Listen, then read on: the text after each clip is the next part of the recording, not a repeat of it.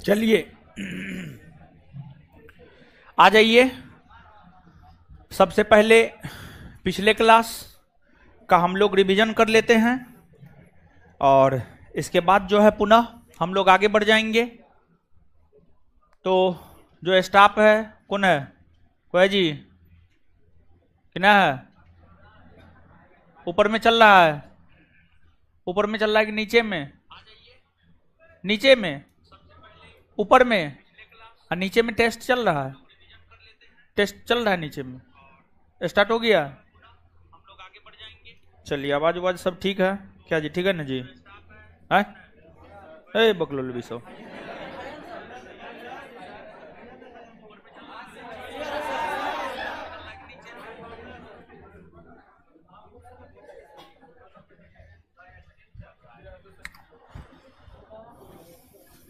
पिछले क्लास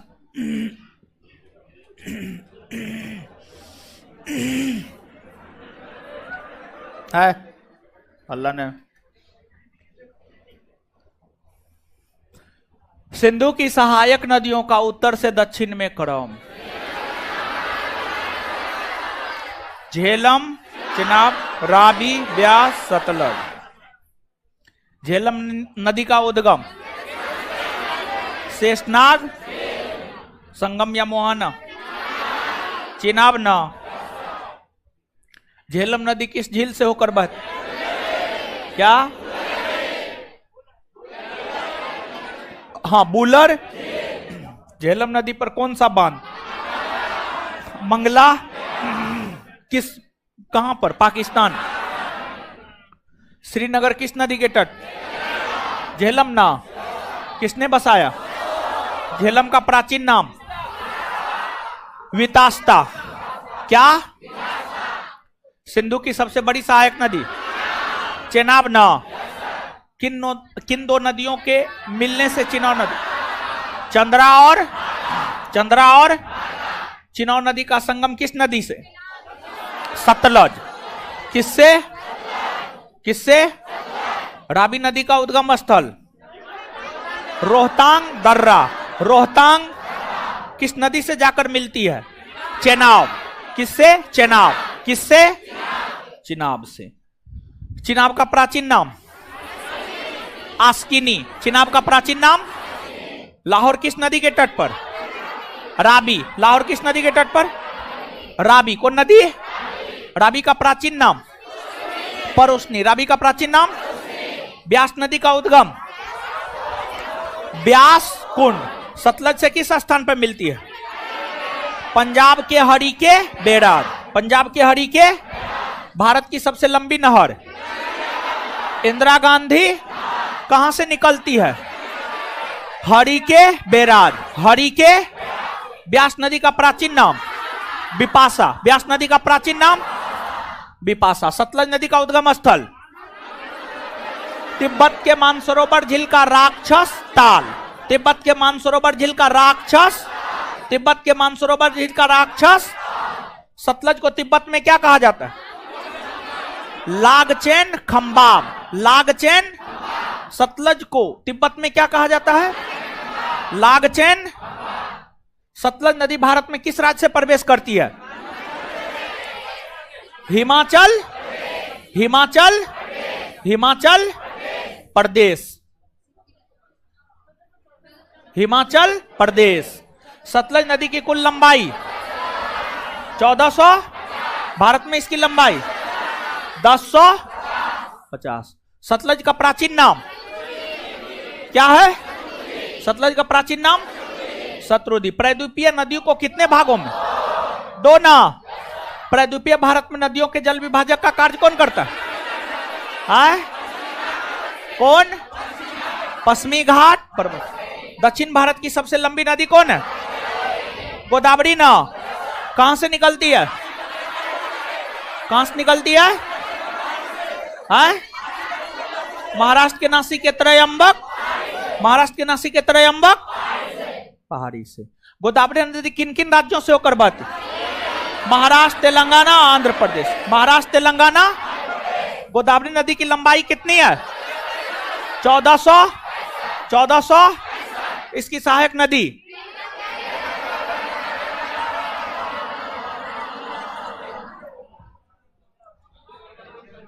है। ऊपर में काहे हल्ला कर रहा है?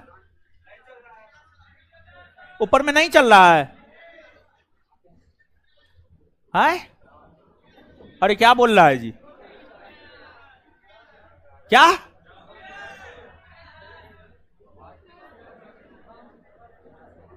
क्या हुआ जी? ऊपर में है? कौन बोला ऊपर में चल रहा है? यहाँ पे तो मैसेज आ रहा है कि नहीं चल रहा है। वो ज्यादा होशियार है।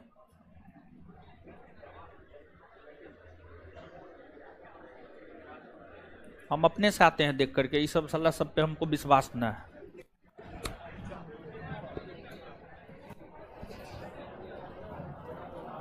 एगो बोलेगा चल रहा है, एगो बोलेगा नहीं चल रहा है। ठीक है, चल रहा है कि नहीं चल रहा है? सही से बोलो जी। है? क्या?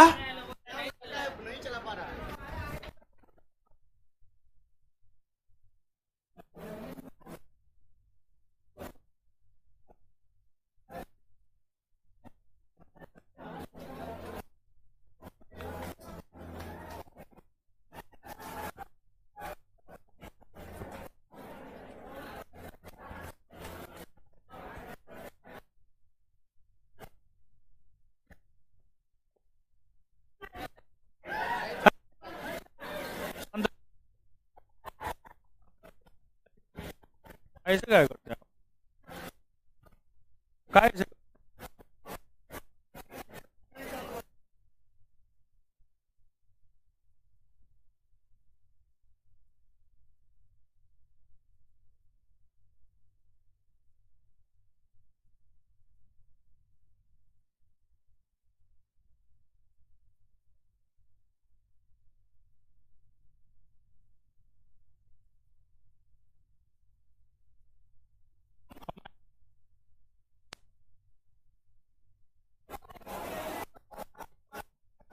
पहले से नहीं चल रहा था?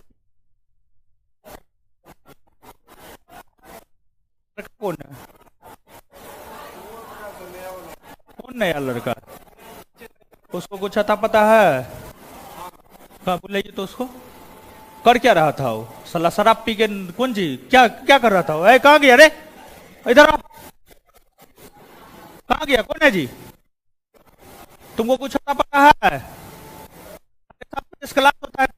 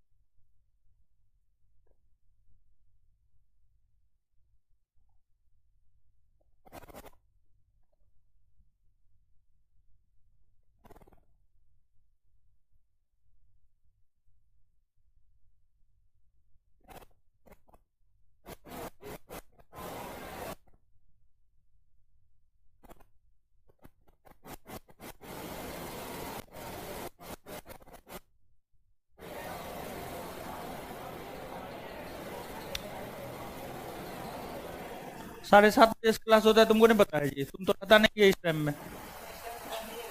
हाँ, 7:30 बजे क्लास होता है, तुमको नहीं पता है? डेली डेली नोटंकी तुम लोग बना करके रखा है साला पागल सब।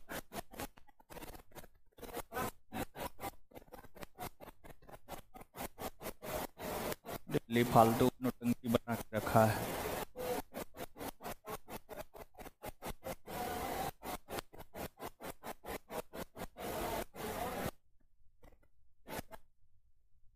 चल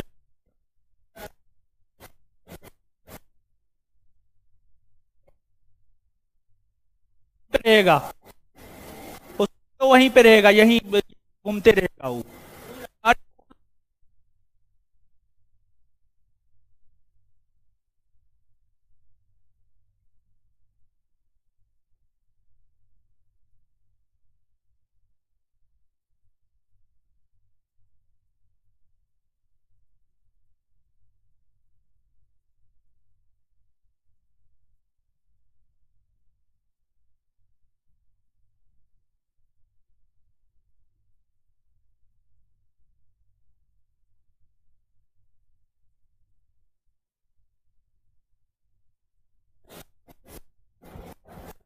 सब जब क्लास डिस्टर्ब होता है, किस चीज के लिए तुम लोग हैं?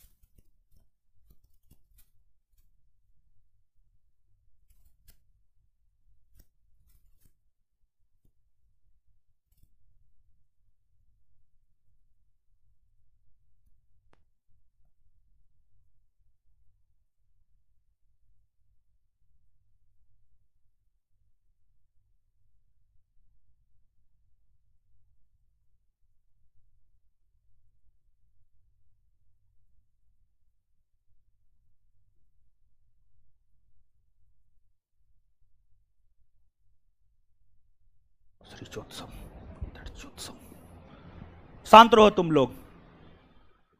जिसका जो काम है वो काम करेगा, समझा? ऑनलाइन वाला क्वेश्चन बांटेगा, साला चुतिया बनाता है हमको। क्वेश्चन बांट रहे थे हम, जिसका क्वेश्चन बांटना काम है वो कहां गया था? 7:30 बजे से क्लास है, 7:30 बजे क्लास लग जाना चाहिए। नोटंकी मत किया करो, नहीं तो भागो यहां से। डेली डेली एक रोज हुआ समझ में आता है।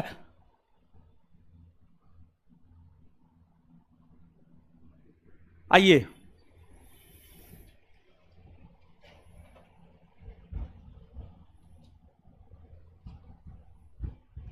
देखो जाकर के ऊपर देखो, अब चल रहा है कि नहीं चल रहा है?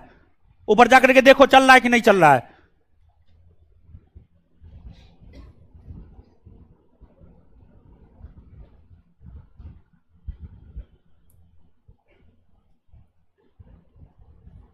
चलिए, कौन नदी तक बताए हुए थे? गोदावरी। गोदावरी से आगे देखना है, ठीक है?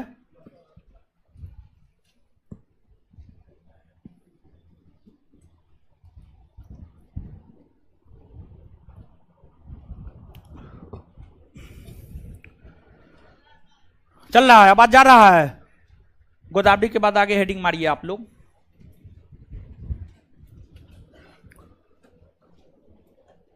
कृष्णा, कृष्णा नदी। गोदावरी के बाद आगे आप लोग हेडिंग मारिएगा कृष्णा नदी। कृष्णा नदी।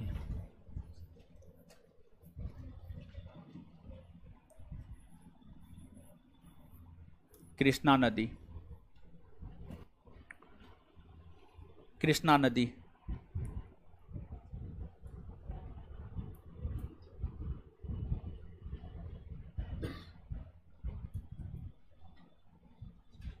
कृष्णा नदी। देखिए जो कृष्णा नदी है, कृष्णा नदी जो है आपको दक्षिण भारत की दूसरी सबसे लंबी नदी है। जो कृष्णा नदी है यह दक्षिण भारत की दूसरी सबसे लंबी नदी है। ऑनलाइन चल रहा है, देखो चल रहा है ना, सब चीज आ रहा है ना। हाँ, कृष्णा नदी प्रायद्वीपीय भारत या दक्षिण भारत की जो है दूसरी सबसे लंबी नदी है। दूसरी सबसे लंबी नदी है।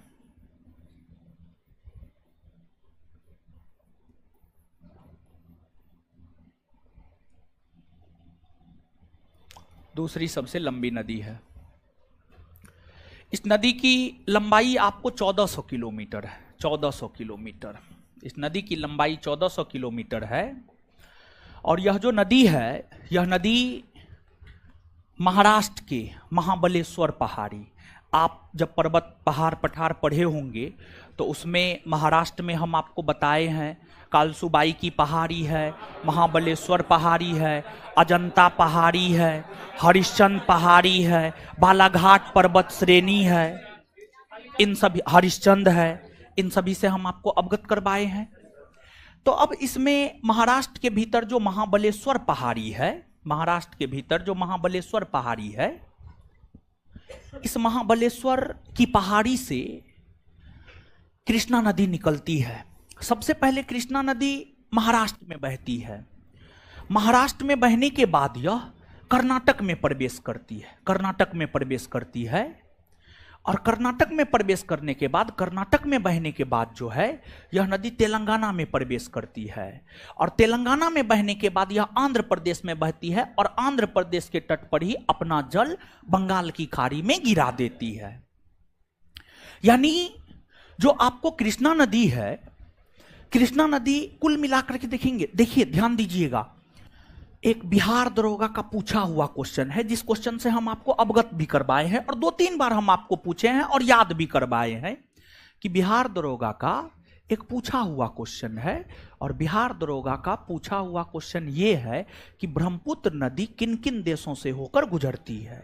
तो 3 देश, चीन, भारत, बांग्लादेश, जैसे ये बात पूछा है तो उसी प्रकार से तो ये भी पूछा जा सकता है। देखिए कुछ नदी 15, 20, 25 नदी, हर नदी का हर चीज याद रखना जरूरी नहीं है, लेकिन ऑन अप्रोक्सीमेट जो है 25 से 30 नदी का हर चीज याद रखना जरूरी है। 25 से 30 नदी का हर चीज याद रखना जरूरी है। उसमें जिस प्रकार से आप इससे पहले गोदावरी के विषय में पढ़े हैं, तो गोदावरी के विषय में हमने आपको बताया है किन किन राज्यों से होकर गुजरती है, तो इसके विषय में भी याद रखिएगा। देखिए नदी में जहां पे जो जरूरी है ना, उतना बात हम आपको बता दे रहे हैं, ज्यादा अपना दिमाग नहीं लगाना है। नहीं तो जीएस में जानते हैं इतना अधिक डाटा है, जीएस में इतना अधिक डाटा है कि उसको पचा पाना बहुत मुश्किल हो जाता है। समझिए, उसको पचा पाना बहुत मुश्किल हो जाता है। लेकिन जो परीक्षा के अकॉर्डिंग चीज है, परीक्षा के अकॉर्डिंग बातें हैं, परीक्षा के अकॉर्डिंग चीजें हैं, उन सभी चीजों को समझ बूझ करके हम लोग याद कर लेंगे। तो जो कृष्णा नदी है यह महाराष्ट्र के महाबलेश्वर पहाड़ी से निकलती है। महाराष्ट्र में बहने के बाद कर्नाटक में बहती है, कर्नाटक में बहने के बाद तेलंगाना में प्रवेश करती है, फिर आंध्र प्रदेश में प्रवेश करती है और आंध्र प्रदेश के तट पर अपना जल बंगाल की खाड़ी में गिरा देती है। इस बीच में इसकी लंबाई 1400 किलोमीटर और इसकी कई सारी सहायक नदियां हैं।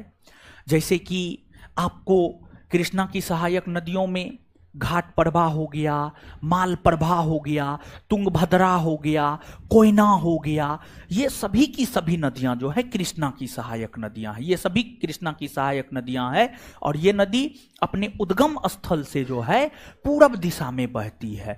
आप डायरेक्शन जानते हैं, उत्तर है, दक्षिण है, पूरब है, पश्चिम है। तो जो आपको कृष्णा नदी है, कृष्णा नदी जो है आपको अपने उद्गम स्थल से जो है पूरब में बहती है, अपने उद्गम स्थल से पूरब में बहती है, अपने उद्गम स्थल से जो है यह नदी आपको पूरब में बहती है। क्लियर है? तो इसको जो है आपको याद रखना है। अब नीचे से नोट डाउन कीजिएगा आप, कृष्णा नदी।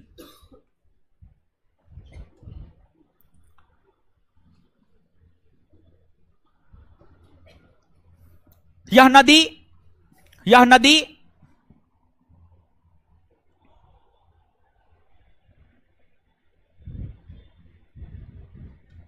यह नदी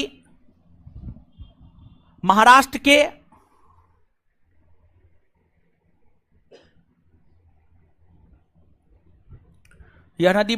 के महाबलेश्वर पहाड़ी से, यह नदी महाराष्ट्र के महाबलेश्वर पहाड़ी से निकलती है। यह नदी महाराष्ट्र के महाबलेश्वर पहाड़ी से निकलती है। यह नदी महाराष्ट्र के महाबलेश्वर पहाड़ी से निकलती है तथा अपने उद्गम से तथा अपने उद्गम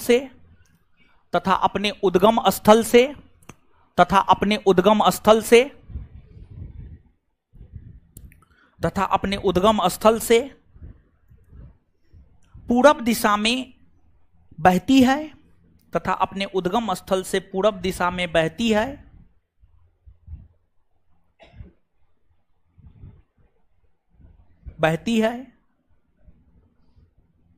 यह नदी कर्नाटक, तेलंगाना, आंध्र प्रदेश, यह नदी कर्नाटक, तेलंगाना, आंध्र प्रदेश, यह नदी कर्नाटक,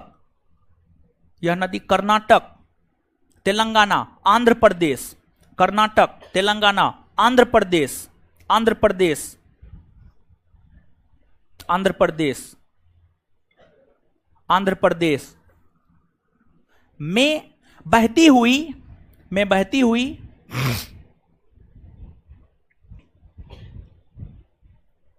आंध्र प्रदेश के तट पर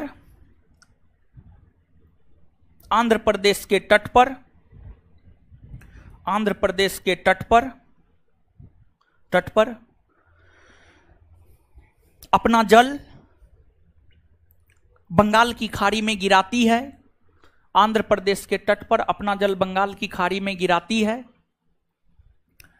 आंध्र प्रदेश के तट पर अपना जल बंगाल की खाड़ी में गिराती है। आंध्र प्रदेश के तट पर अपना जल बंगाल की खाड़ी में गिराती है। आंध्र प्रदेश के तट पर अपना जल बंगाल की खाड़ी में गिराती है। बंगाल की खाड़ी में गिराती है। इस नदी की लंबाई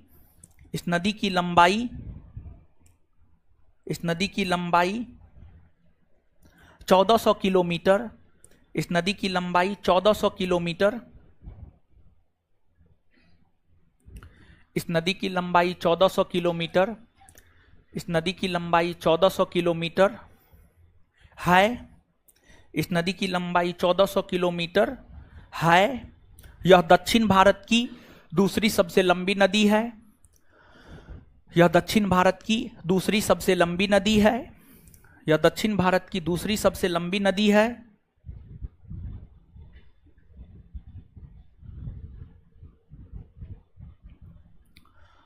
यह दक्षिण भारत की दूसरी सबसे लंबी नदी है। यह दक्षिण भारत की दूसरी सबसे लंबी नदी है। दूसरी सबसे लंबी नदी है। इसकी प्रमुख सहायक नदी इसकी प्रमुख सहायक नदी इसकी प्रमुख सहायक नदी प्रमुख सहायक नदी इसकी प्रमुख सहायक नदी घाट प्रभा घाट प्रभा इसकी प्रमुख सहायक नदी घाट प्रभा घाट प्रभा माल प्रभा इसकी प्रमुख सहायक नदी घाट प्रभा माल प्रभा घाट प्रभा माल प्रभा तुंगभद्रा तुंगभद्रा तुंगभद्रा तुंगभद्रा सब में कोमा देते जाइए। तुंगभद्रा भीमा कोयना तुंगभद्रा भीमा कोयना तुंगभद्रा भीमा कोयना इत्यादि है। तुंगभद्रा भीमा कोयना इत्यादि है। तुंगभद्रा भीमा कोयना इत्यादि है इत्यादि है इत्यादि है इत्यादि है इत्यादि है फुल स्टॉप इत्यादि है फुल स्टॉप इत्यादि है फुल स्टॉप। अब कृष्णा के बाद आगे हेडिंग मारिएगा कावेरी। आगे हेडिंग मारिएगा कावेरी कावेरी कावेरी कावेरी कावेरी। 1 मिनट याद कर लेते हैं फिर आगे बढ़ जाएंगे। तो एक बात बताइएगा, प्रद्वीपीय भारत की दूसरी सबसे लंबी नदी कौन है? इसकी लंबाई अच्छा, कृष्णा नदी का उद्गम स्थल महाराष्ट्र का महाबलेश्वर। इसका संगम या मोहाना कितने राज्यों से होकर गुजर? पहला, दूसरा, तीसरा, चौथा आंध्र प्रदेश। इसके बाद यह अपने उद्गम स्थल से पूरब बहती है या पश्चिम? किधर बहती है? पूरब बहती है। और भीमा, कोयना, घाट प्रभा, माल प्रभा, ये सब किसकी सहायक? किसकी? कृष्णा ना। आगे कावेरी।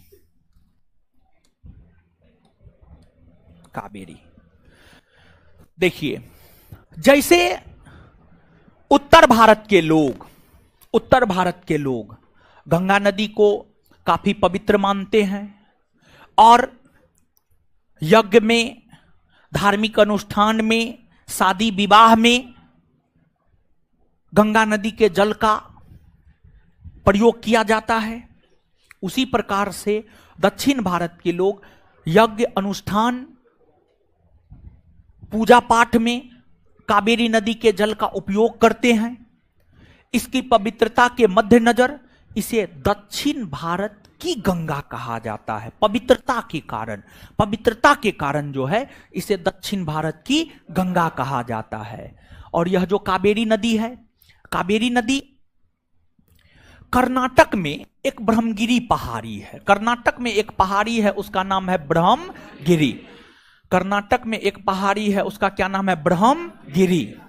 कर्नाटक के ब्रह्मगिरी पहाड़ी से कावेरी नदी निकलती है। कर्नाटक के ब्रह्मगिरी पहाड़ी से कावेरी नदी निकलती है।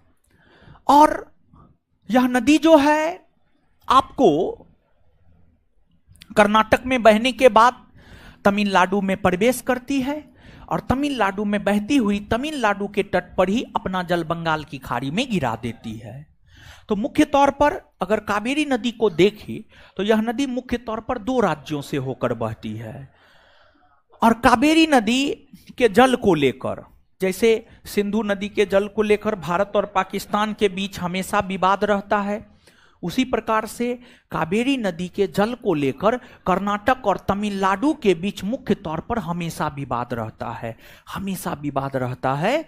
और जो कावेरी नदी है, कावेरी नदी की लंबाई लगभग में 800 किलोमीटर है। कावेरी नदी की लंबाई जो है लगभग में 800 किलोमीटर है। इसकी कई सारी सहायक नदियां हैं, जैसे कि हेरांगी, अकरावती, हेमावती, अमरावती, ये सभी कावेरी की सहायक नदियां हैं। ये सभी जो है आपको कावेरी की सहायक नदियां हैं। और कावेरी नदी भी अपने उद्गम स्थल से जो है पूरब दिशा में बहती है। और पूरब दिशा में बहती हुई अपना जल बंगाल की खाड़ी में गिरा देती है। तो अब नीचे से लिखना प्रारंभ कीजिएगा।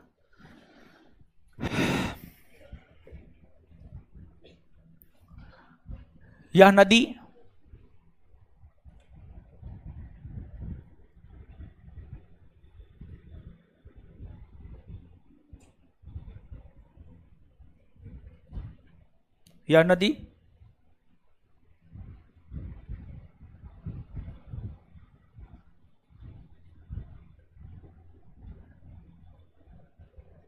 यह नदी कर्नाटक के ब्रह्मगिरी पहाड़ी से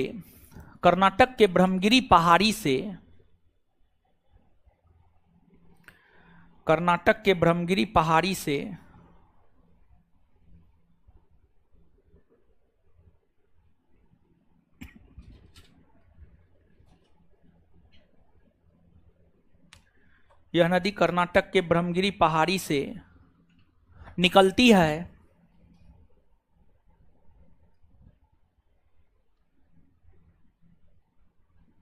यह नदी अपने उद्गम स्थल से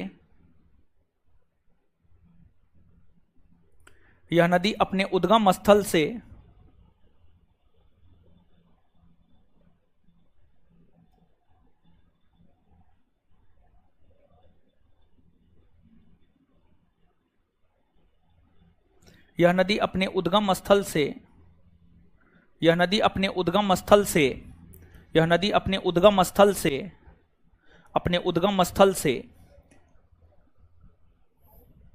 पूरब दिशा में बहती हुई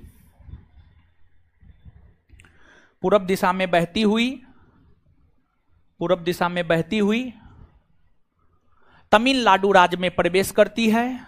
पूरब दिशा में बहती हुई तमिलनाडु राज्य में प्रवेश करती है। तमिलनाडु राज्य में प्रवेश करती है। तमिलनाडु राज्य में प्रवेश करती है।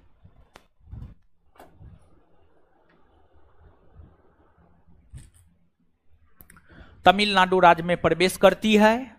Full stop, full stop. Tamil Nadu के तट पर बंगाल की खाड़ी में अपना जल गिराती है। तमिलनाडु के तट पर बंगाल की खाड़ी में अपना जल गिराती है।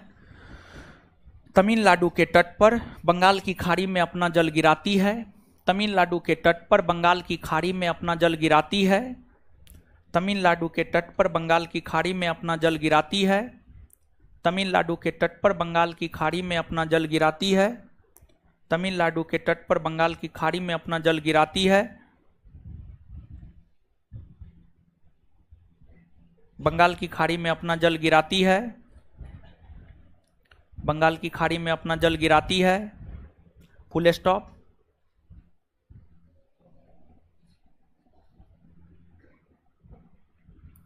इसकी लंबाई लगभग 800 किलोमीटर है।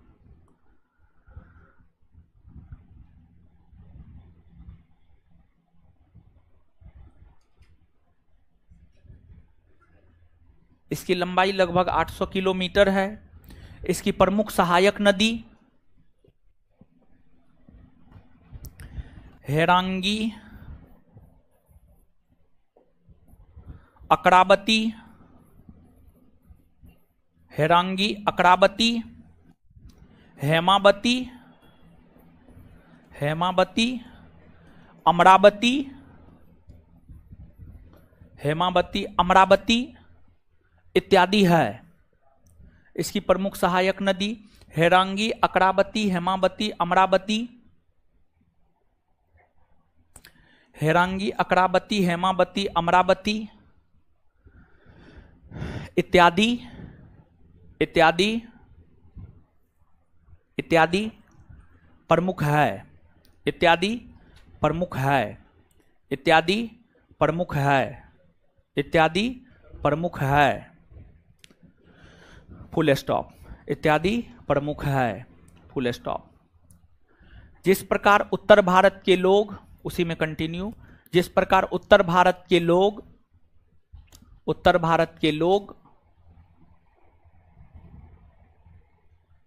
भारत के लोग पूजा पाठ यज्ञ, जिस प्रकार उत्तर भारत के लोग पूजा पाठ यज्ञ, जिस प्रकार उत्तर भारत के लोग पूजा पाठ यज्ञ, धार्मिक अनुष्ठान, शादी विवाह, धार्मिक अनुष्ठान, शादी विवाह,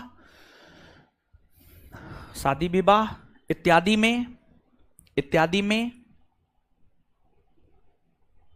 इत्यादि में गंगा जल, इत्यादि में गंगा जल, इत्यादि में गंगा जल का उपयोग करते हैं, का उपयोग करते हैं।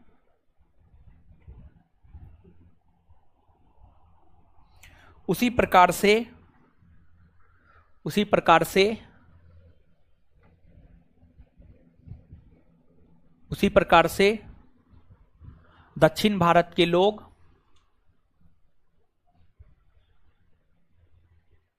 दक्षिण भारत के लोग पवित्रता के कारण दक्षिण भारत के लोग पवित्रता के कारण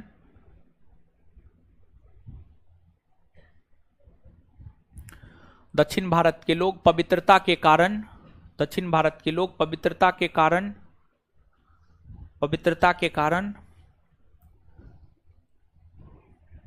कावेरी नदी के जल का प्रयोग कावेरी नदी के जल का प्रयोग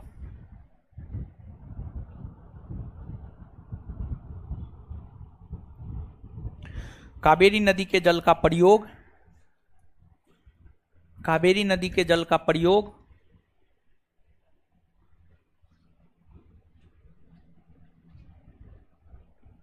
कावेरी नदी के जल का प्रयोग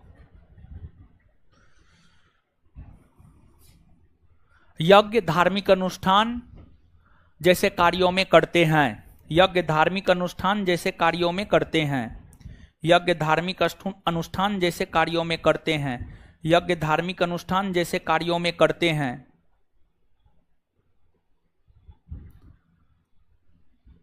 फुल स्टॉप।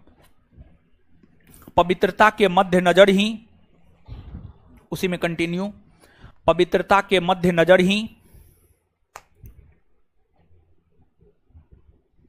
पवित्रता के मध्य नजर ही, पवित्रता के मध्य नजर ही, पवित्रता के मध्य नजर ही, पवित्रता के मध्य नजर ही, मध्य नजर ही, पवित्रता के मध्य नजर ही, मध्य नजर ही, कावेरी को, कावेरी को, कावेरी को, कावेरी को दक्षिण भारत, दक्षिण भारत की गंगा कहा जाता है। दक्षिण भारत की गंगा कहा जाता है। दक्षिण भारत की गंगा कहा जाता है। चलिए आ जाइए एक बार तो याद कर लेते हैं। कावेरी नदी, कावेरी नदी कहां से निकलती है? कर्नाटक के ब्रह्मगिरी। कावेरी नदी कहां से निकलती है? कर्नाटक के ब्रह्मगिरी। अपने उद्गम से किस दिशा में बहती है? कौन दिशा में? पूरब। कितने राज्यों में बह, कौन कौन? कर्नाटक और अपना जल कहां गिराती है? लंबाई लगभग कितना किलो? 809। इसकी प्रमुख सहायक नदी? दक्षिण भारत का सबसे पवित्र नदी? हाँ, कावेरी ना। दक्षिण भारत का सबसे पवित्र नदी कावेरी ना। चलिए, कावेरी नदी के जल को लेकर विवाद मुख्यतः किन दो राज्यों के बीच? कर्नाटक और याद हो गया? नीचे से एक पॉइंट नोट देकर के लिख लीजिएगा। कावेरी नदी के जल को लेकर विवाद मुख्यतः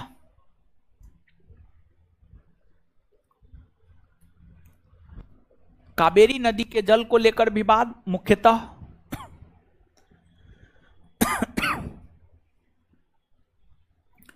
कावेरी नदी के जल को लेकर विवाद मुख्यतः कावेरी नदी के जल को लेकर विवाद मुख्यतः कावेरी नदी के जल को लेकर विवाद मुख्यतः कर्नाटक और तमिलनाडु राज्य के बीच है। मुख्यतः कर्नाटक और तमिलनाडु राज्य के बीच है। मुख्यतः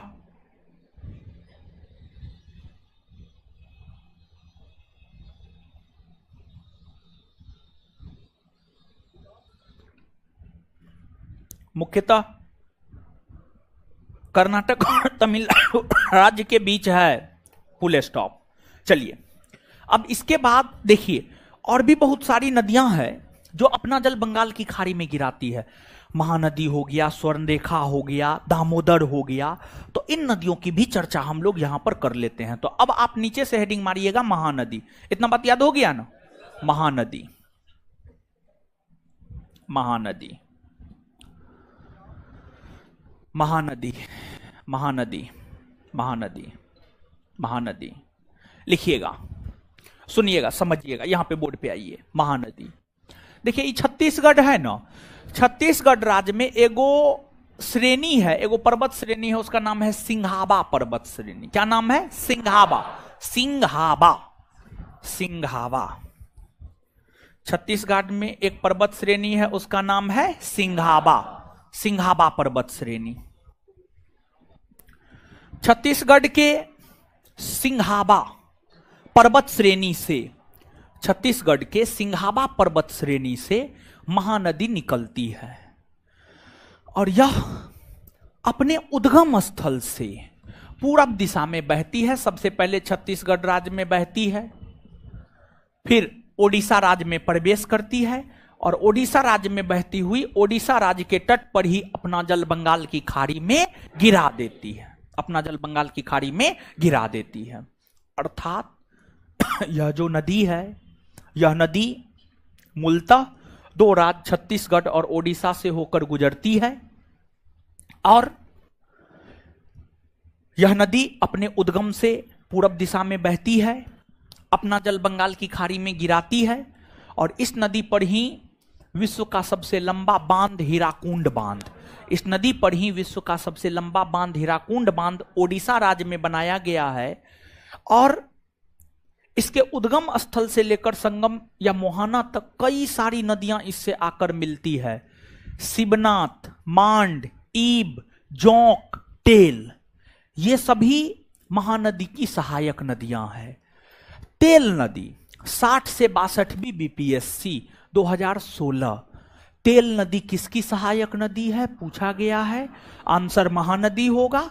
1717 पोस्ट बिहार दरोगा 2018 पहला सीटिंग। सुनिएगा, गौर कीजिएगा, हम इस बात से आपको यह संदेश देना चाह रहे हैं। देखिए 60 से 62वीं बीपीएससी का परीक्षा 2016 में हुआ था प्रीलिम्स का। उसी परीक्षा में पहली बार ई ऑप्शन जोड़ा गया था। पूछा गया था तेल किसकी सहायक नदी है। ठीक है, बिहार दरोगा 1717 पोस्ट वैकेंसी का परीक्षा जो है 2018 में हुआ। 2018 में यह प्रश्न पूछा गया था तेल किसकी सहायक नदी है। कहने का मतलब यह हुआ कि बीपीएससी जिस क्वेश्चन को पूछ देता है, बीपीएससी जिस क्वेश्चन को पूछ देता है, तो बिहार के जो अन्य छोटे एग्जाम होते हैं बीपीएससी से नीचे, बिहार के भीतर तो बीपीएससी से नीचे ही सब परीक्षा है, तो बीपीएससी से नीचे अन्य जितने भी एग्जाम होते हैं सभी एग्जाम उस प्रश्न को पूछ सकता है। तो इसलिए मेरा यह सलाह है आपको मानना होगा मानिएगा, नहीं मानना होगा नहीं मानिएगा, क्योंकि लोकतंत्र है, राजतंत्र नहीं है। लोकतंत्र है, आपकी मर्जी, आपकी इच्छा। बीपीएससी, अगर आप बिहार के परीक्षा को भेदना चाहते हैं, बिहार का परीक्षा पास करना चाहते हैं, तो बीपीएससी का क्वेश्चन बैंक आपको निश्चित तौर पर करना चाहिए। भले आप बीपीएससी की तैयारी करते हैं या नहीं तैयारी करते हैं, बिहार के कोई परीक्षा में आपको बैठना है, बिहार दरोगा, बिहार पुलिस, बिहार एसएससी या अन्य कोई भी परीक्षा में बिहार का होना चाहिए। उसके लिए बीपीएससी का क्वेश्चन बैंक हर विद्यार्थी को करना चाहिए और निश्चित तौर पर करना चाहिए। समझ गए? तो ये बात है। अब नीचे से लिखना प्रारंभ कीजिए। महानदी यह नदी यह नदी यह नदी यह नदी छत्तीसगढ़ के सिंघाबा,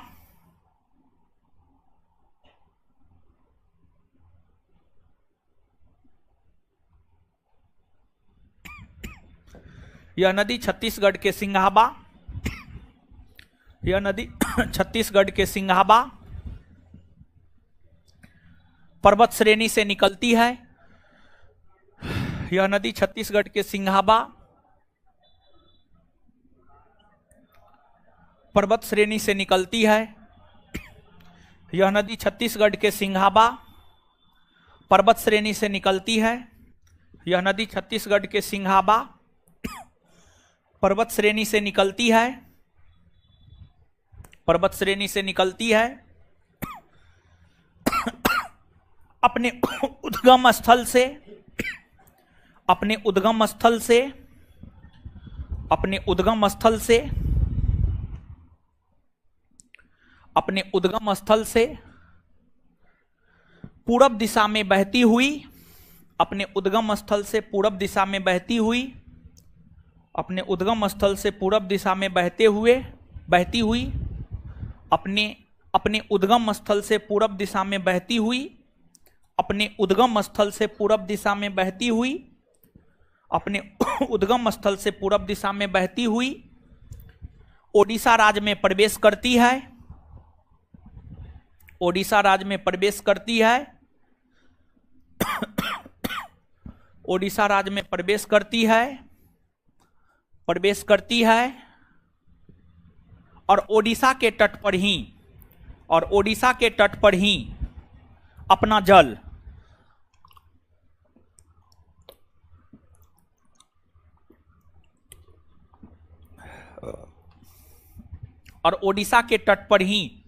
जल बंगाल की खाड़ी में गिराती है और ओडिशा के तट पर ही अपना जल बंगाल की खाड़ी में गिराती है और ओडिशा के तट पर ही अपना जल बंगाल की खाड़ी में गिराती है और ओडिशा के तट पर ही अपना जल बंगाल की खाड़ी में गिराती है और ओडिशा के तट पर ही अपना जल बंगाल की खाड़ी में गिराती है।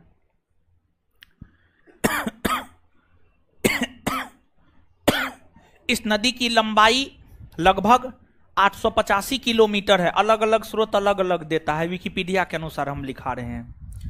इस नदी की लंबाई लगभग 885 किलोमीटर है।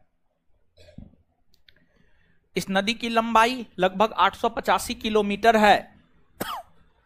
इस नदी की लंबाई लगभग 885 किलोमीटर है। इसकी प्रमुख सहायक नदी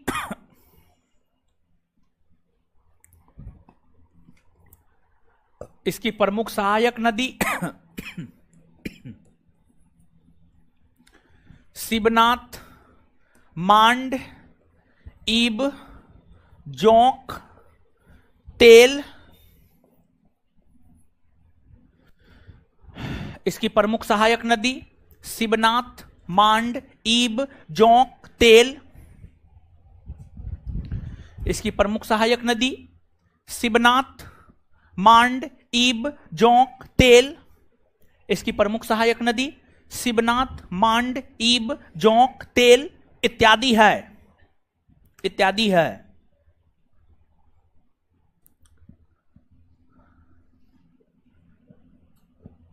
विश्व का सबसे लंबा बांध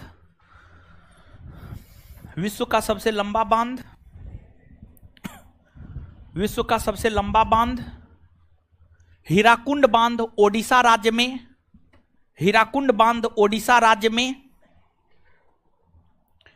विश्व का सबसे लंबा बांध हीराकुंड बांध ओडिशा राज्य में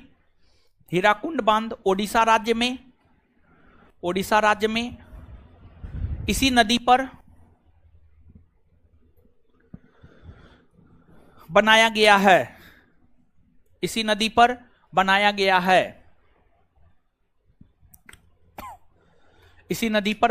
है। अब 1 मिनट में इसको हम लोग याद कर लेते हैं, फिर आगे बढ़ जाएंगे, ठीक है। देखिए, इस वजह से याद करवाते हुए जा रहे हैं कि जब पूरा बता देते हैं, लिखा देते हैं ना, लास्ट में याद करवाते हैं ना, लास्ट में तो और सब लड़का देखते हैं भागने लगता है। जैसे जो सामने में है वो तो नहीं है भागेगा, जो लेकिन पीछे वाले क्लासरूम में है, ऊपर में है, वो सब भागने लगता है, समझे। तो इसलिए पढ़ाते जाते हैं, याद करवाते जाते हैं, ताकि सब जो है अपना कर ले। और ऐसा आप लोग मत किया कीजिए। देखिए क्लास इस एटीट्यूड के साथ आइए। देखिए, इंसान में एटीट्यूड का होना जरूरी है। देखिए, एक स्वाभिमान होता है और एक अहंकार होता है। स्वाभिमान और अहंकार में बहुत ज्यादा अंतर नहीं होता है, लेकिन अंतर होता है। कुछ लोग स्वाभिमान को अहंकार समझ लेता है, अहंकार को स्वाभिमान समझ लेता है। अहंकारी नहीं होना है, लेकिन स्वाभिमानी जरूर होना है। अहंकारी नहीं होना है, लेकिन स्वाभिमानी जरूर होना है। और एक मंत्र दे रहे हैं हम आपको। इस मंत्र को गांठ की तरह बैठा लीजिए अपने दिमाग में। क्लास हमेशा इस एटीट्यूड के साथ आना है। क्लास में जितना टीचर बताएंगे उतना क्लास में ही समझ लेना है, उतना क्लास में ही याद कर लेना है और क्लास से याद करके ही जाना है। ये एटीट्यूड के साथ आप क्लास आइए, समझ रहे हैं, तभी आप बेहतर कर पाएंगे। अब ऐसे आइएगा जाइएगा, उससे थोड़े कुछ होगा, नहीं होगा। चीजों को समझिए, कितना आराम से चीजों को समझाते हैं, बताते हैं, याद करवाते हैं, फिर अगला दिन रिवीजन करवाते हैं कि ताकि आप पिछले क्लास भूले ना हो, पिछले क्लास से अगले क्लास को कनेक्ट कर सके। जितना हम आपको बता रहे हैं, जितना हम आपके लिए करते हैं, जितना संस्थान आपके लिए करता है, उतना हमको नहीं लगता है पटना में कोई संस्थान विद्यार्थी के विषय में सोचता होगा। सब जगह 5 दिन पढ़ाई होता है, हम लोग 6 दिन पढ़ाते हैं। कम से कम अगर डिस्टर्ब भी होगा तो कम से कम 5 दिन तो पढ़ा देंगे। दूसरी बात यह है, सब जगह 1 घंटा का क्लास होता है, मुश्किल से 45 मिनट क्लास होता है। 1.5 घंटा 2 घंटा का क्लास रखते हैं, 1.5 घंटा पढ़ाते हैं। पहले तो 2 घंटा का क्लास रखते थे, 2 का 2 घंटा पढ़ाते थे। लेकिन हुआ यह है कि भीड़ इतना ज्यादा हो गया है ना, क्लास खाली होने आने जाने में जो है आधा घंटा लग जाता है। नहीं तो ऐसा नहीं है कि जो है 2 घंटा नहीं पढ़ाया जा सकता, 2 घंटा पढ़ाया जा सकता है, समझ गए। लेकिन आने जाने में बहुत सारी चीजें हैं, भीड़ भाड़ सब चीज है, और भीड़ को कंट्रोल करने के लिए ही दूसरा सेंटर लिया। अब हमको लगता है कि जो है पता नहीं क्या करे कि भीड़ कंट्रोल हो जाए, समझे। तो आगे देख रहे हैं और भी कुछ करेंगे ताकि आपका भीड़ कंट्रोल हो जाए। 1.5 घंटा जो अभी आपका क्लास होता है, 1.5 घंटा को धीरे धीरे फिर जो है 2 घंटा पर हम लाने का प्रयास करते हैं, प्रयास कर रहे हैं, समझे। तो इस एटीट्यूड के साथ आइए, मंत्र यही है, इस एटीट्यूड के साथ क्लास आइए कि क्लास में आए हैं समझ बूझ करके याद करके ही जाना है। और साथ ही साथ एक बात और दिमाग में रखें आप, जिस रोज क्लास में जो पढ़ाया गया है उस बात का रिवीजन उसी दिन करना है, रात में सोने से पहले। रात में सोने से पहले रिवीजन करके सोना है। और प्रत्येक सप्ताह में पढ़ाए गए हर चीज का रिवीजन कर लेना है। सप्ताह में आप जितना मैथ पढ़े हैं, जितना रीजनिंग पढ़े हैं, जितना जीएस पढ़े हैं, जितना इंग्लिश पढ़े हैं, रविवार को पूरा का पूरा रिवीजन कर जाइए। देखिए आप लोग में क्या होता होगा, आगे पढ़ते जाते होंगे, पीछे भूलते जाते होंगे, क्योंकि आप रिवीजन नहीं करते हैं। तो रविवार को छुट्टी क्यों रखा गया है? ऐसा थोड़े है कि रविवार को मजा करने के लिए आपके लिए छुट्टी रखा गया है ना, ऐसी कोई बात नहीं है।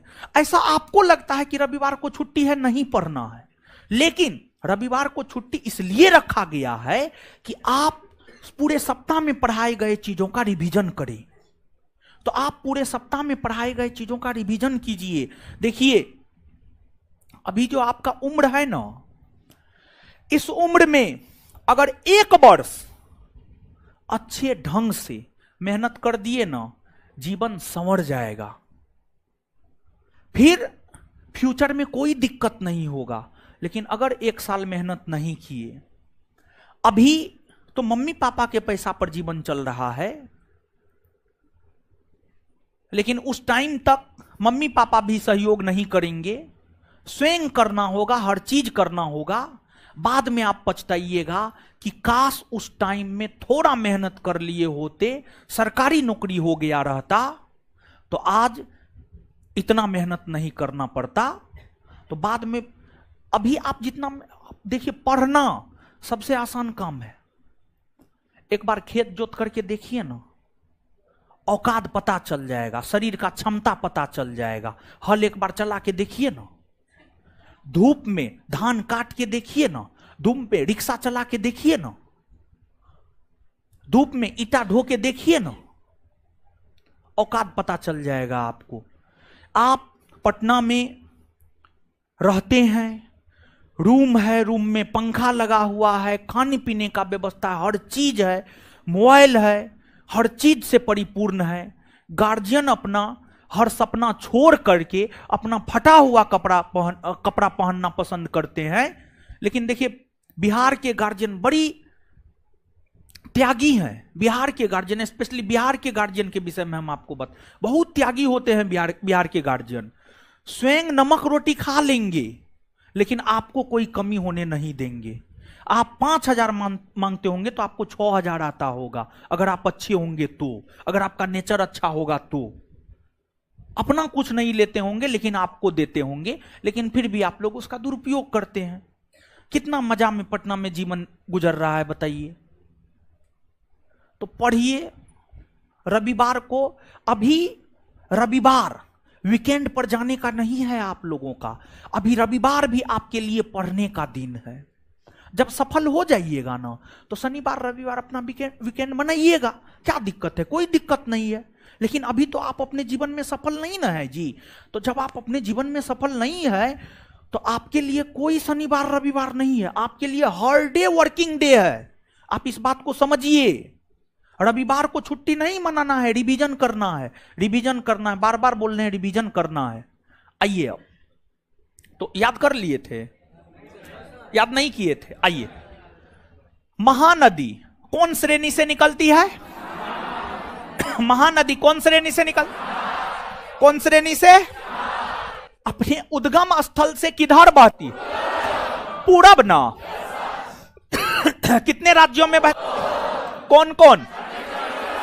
छत्तीसगढ़ और अपना जल कहां गिराती? लंबाई 800, लंबाई।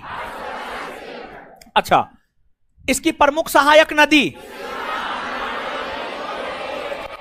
महानदी की प्रमुख सहायक नदी। इसके बाद विश्व का सबसे लंबा बांध हीराकुंड बांध कौन नदी पर? कौन नदी पर? महानदी पर, ओडिशा राज्य में। महानदी पर। चलिए आगे आइएगा। इसके बाद आगे हेडिंग मारिएगा स्वर्ण रेखा नदी। आगे हेडिंग मारिएगा स्वर्ण रेखा नदी। स्वर्ण रेखा नदी, स्वर्ण रेखा नदी।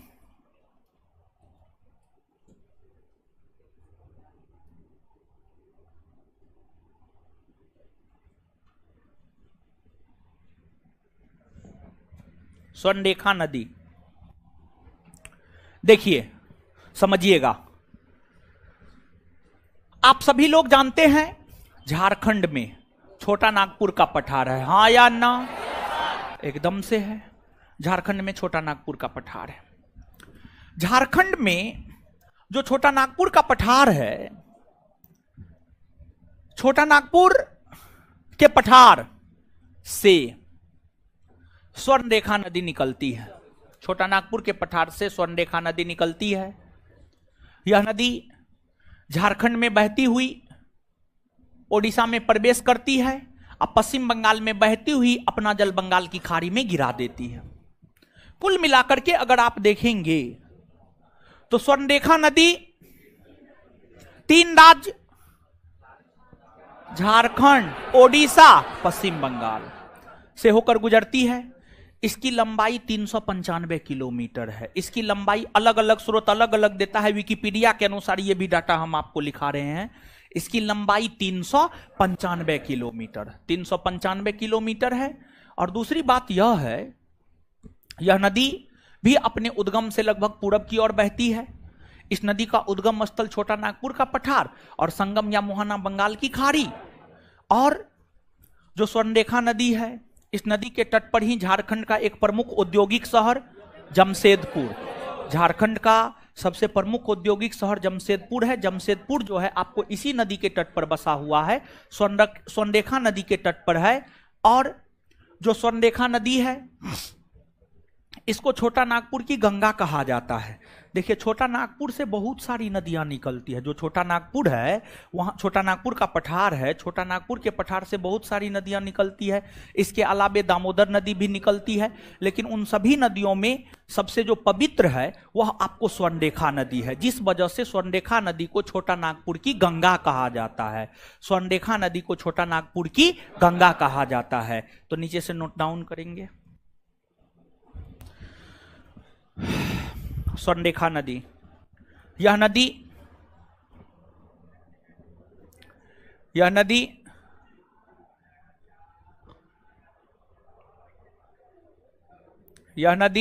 झारखंड के, यह नदी झारखंड के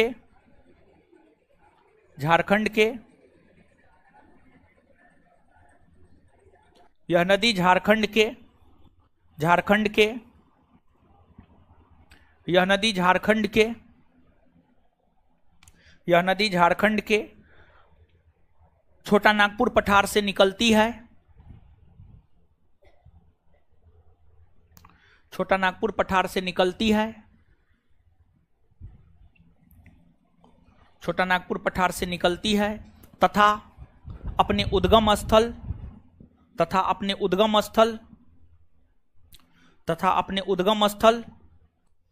तथा अपने उद्गम स्थल से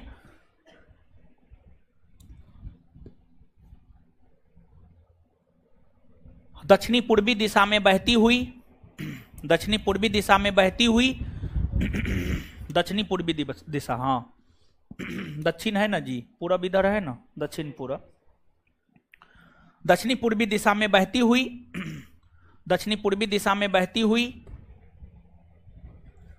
अपना जल बंगाल की खाड़ी में गिराती है।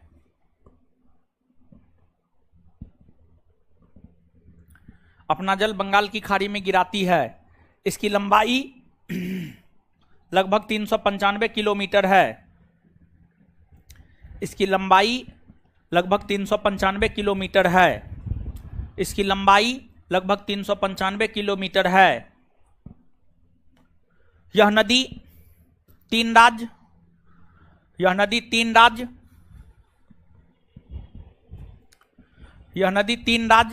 झारखंड, यह नदी तीन राज्य झारखंड, ओडिशा और पश्चिम बंगाल, यह नदी तीन राज्य झारखंड, ओडिशा और पश्चिम बंगाल, यह नदी तीन राज्य झारखंड, ओडिशा और पश्चिम बंगाल, झारखंड, ओडिशा और पश्चिम बंगाल, झारखंड, ओडिशा और पश्चिम बंगाल, झारखंड, ओडिशा और पश्चिम बंगाल से होकर बहती है। झारखंड, ओडिशा और पश्चिम बंगाल से होकर बहती है। झारखंड, ओडिशा और पश्चिम बंगाल से होकर बहती है और पश्चिम बंगाल से होकर बहती है।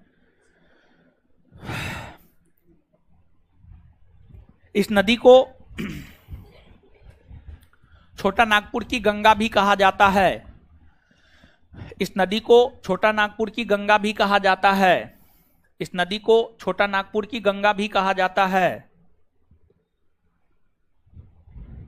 इस नदी को छोटा नागपुर की गंगा भी कहा जाता है। इस नदी को छोटा नागपुर की गंगा भी कहा जाता है। छोटा नागपुर की गंगा भी कहा जाता है। छोटा नागपुर की गंगा भी कहा जाता है। Full stop, full stop. Jamshedpur Swarnarekha नदी के तट पर ही बसा हुआ है। जमशेदपुर स्वर्णरेखा नदी के तट पर ही बसा हुआ है। जमशेदपुर स्वर्णरेखा नदी के तट पर ही बसा हुआ है। जमशेदपुर स्वर्णरेखा नदी के तट पर ही बसा हुआ है। जमशेदपुर स्वर्णरेखा नदी के तट पर ही बसा हुआ है। जमशेदपुर स्वर्णरेखा नदी के तट पर ही बसा हुआ है। चलिए तो आइए तो 1 मिनट में याद कर लेते हैं। बताइए, जो आपको स्वर्णरेखा नदी है, स्वर्णरेखा नदी कहां से निकलती है? छोटा नागपुर के पठार से। और ये अपना जल कहां गिराती है? इसकी लंबाई 300 कितने राज्यों से होकर? कौन कौन? छोटा नागपुर की गंगा किसे कहते हैं? छोटा नागपुर की गंगा स्वर्णरेखा नदी को। जमशेदपुर कौन नदी के तट पर? स्वर्ण रेखा। आगे हेडिंग मारिएगा दामोदर नदी। दामोदर नदी।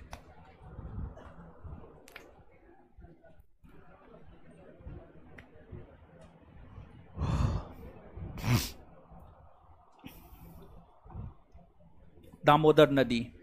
चलिए समझिएगा।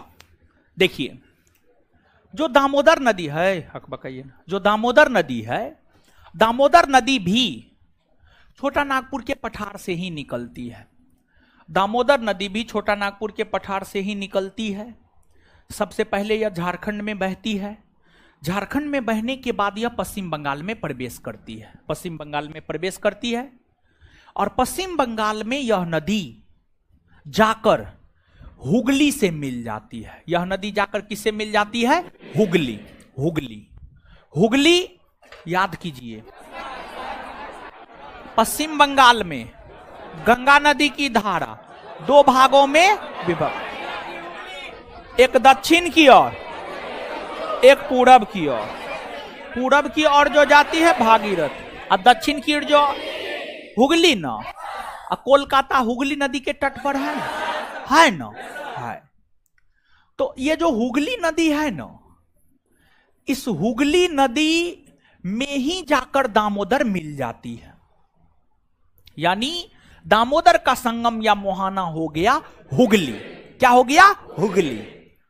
और छोटा नागपुर के पठार से लेकर हुगली नदी में संगम तक में इसकी लंबाई विकिपीडिया के अनुसार 592 किलोमीटर है। 592 किलो। अलग अलग स्रोत अलग अलग बताता है, लेकिन विकिपीडिया को हम ज्यादा तरजीह दे रहे हैं। और इस सब नदी का लंबाई याद नहीं रखना है, फिर भी जानकारी के लिए बता दे रहे हैं। समझ गए? याद रखना जरूरी है नहीं। समझ गए? तो 592 किलोमीटर है। 592 किलोमीटर जो है इसकी लंबाई है, हुगली दामोदर की लंबाई है। और यह नदी भी अपने उद्गम स्थल से पूरब की ओर बहती है।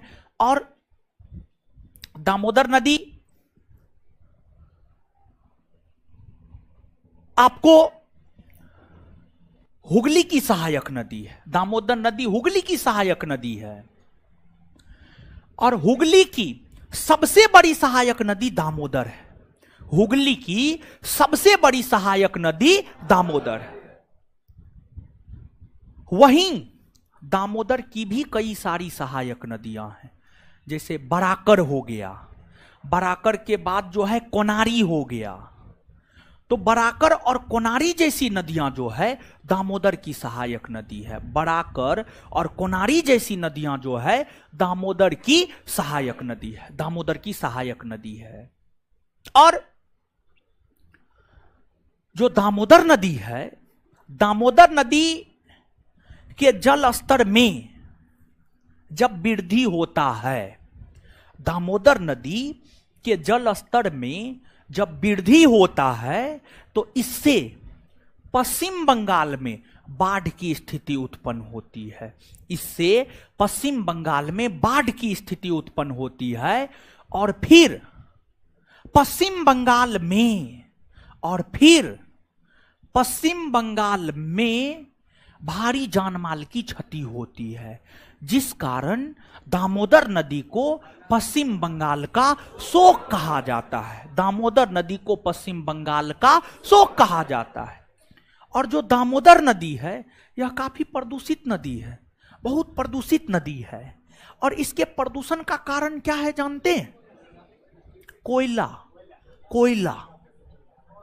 जो दामोदर नदी घाटी है, दामोदर नदी घाटी में कोयला पाई जाती है।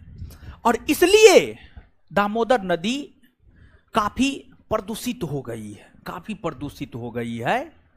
और इस नदी में कोई, जैसे नदी होता है, कभी गांव घर में अपने गांव घर के नदी में आप तेरे उड़े हैं, और जब साफ पानी होता है तो गौर से देखिएगा तो नीचे में वृक्ष सब, छोटा छोटा वृक्ष सब पानी में नजर आता है, एकदम नजर आता है। आप गांव घर में जाइए तो ये सब चीज देखिए, लेकिन दामोदर नदी में जाइएगा तो ना है, दामोदर नदी में ना है। प्रदूषण के कारण, प्रदूषित जल होने के कारण इसमें पेड़ पौधा उगता ही नहीं। समझ गए? तो ये चीज है, नीचे से नोट डाउन कीजिए। दामोदर नदी,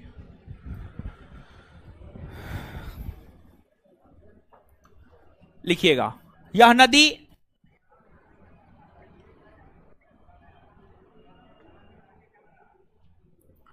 छोटा नागपुर,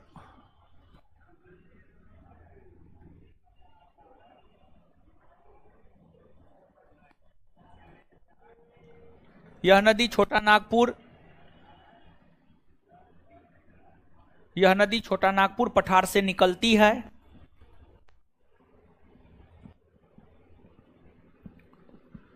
तथा अपने उद्गम स्थल से पूरब की ओर बहती हुई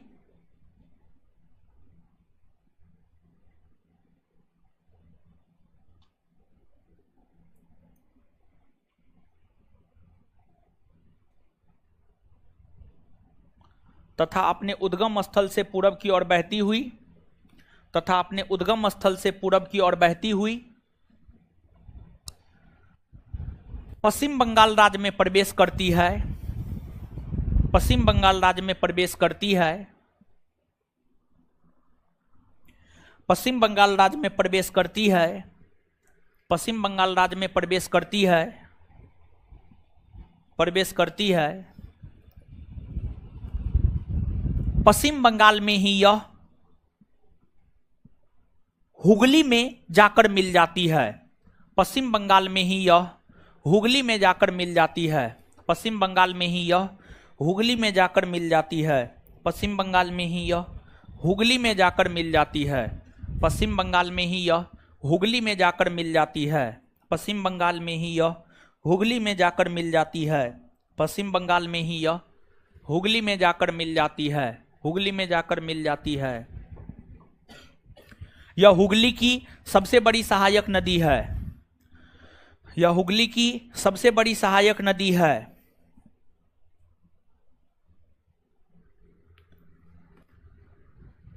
यह हुगली की सबसे बड़ी सहायक नदी है, फुल स्टॉप। इसकी लंबाई लगभग 592 किलोमीटर है, इसकी लंबाई लगभग 592 किलोमीटर है।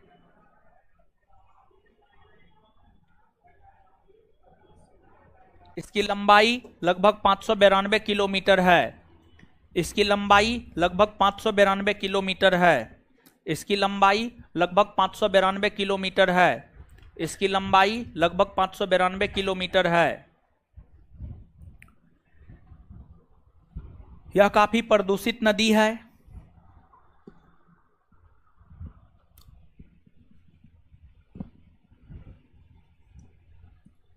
यह काफी प्रदूषित नदी है।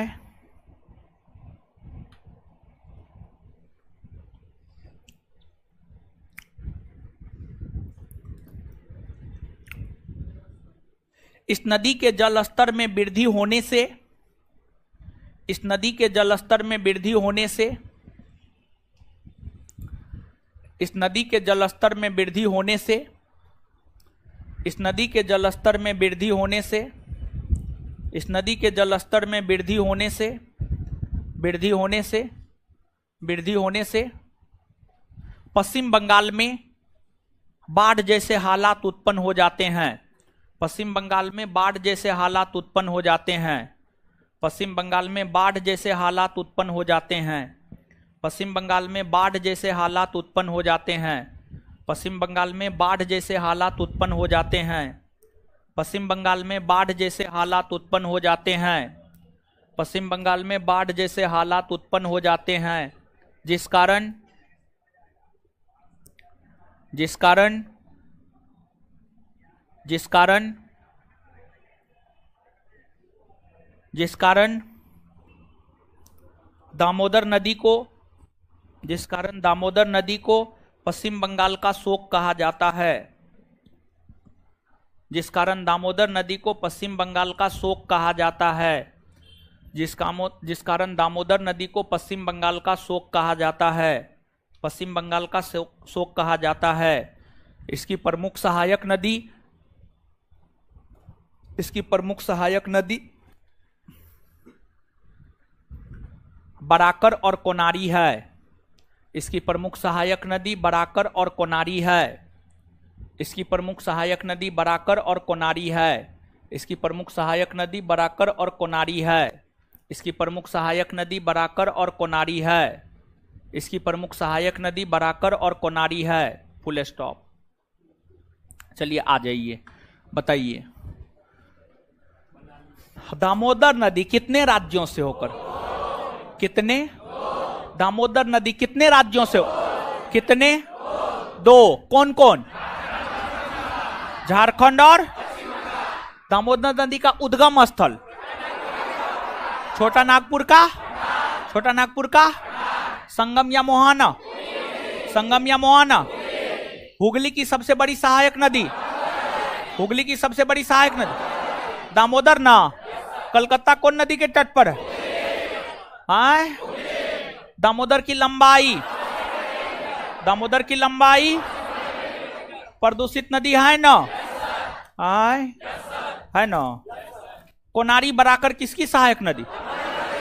कोनारी बराकर किसकी सहायक नदी? आय पश्चिम बंगाल का शोक, पश्चिम बंगाल का शोक।